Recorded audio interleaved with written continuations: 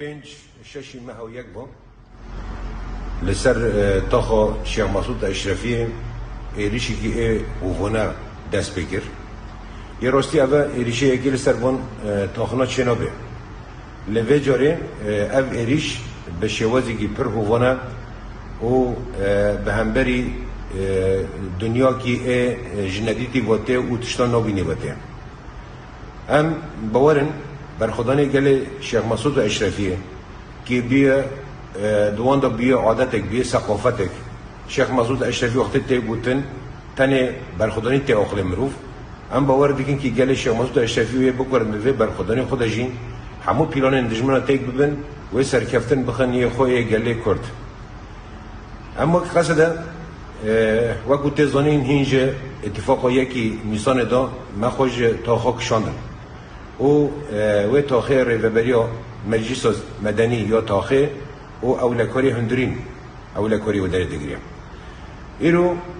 مجلس تاخه شیخ مسعود اشرفی داخیانیک دان و گوتن امه برخودانی خود بردام بکن و امه سکن آخا یه رومت بردام بکن و گوا پاش دانوش اما که قصد به داخیانی رانه و ام به داخلین دست پشگیری بید کن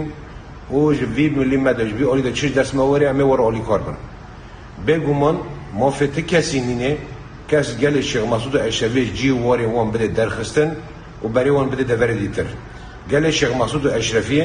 و خدان دوره خود در کردن خدان تاخی خود در کردن خدان مالا خود در کردن و پیلان اندجمن حمید تیگ ببن جاگ دیتر جور دا از دبیجن از تبایی شروانن اید شپره دا شرد کن شیخ مسعود اشرفی و همو سکن ولاد پارس ای گله شیخ مسعود اشرفی سلاف دکم و دبیجم و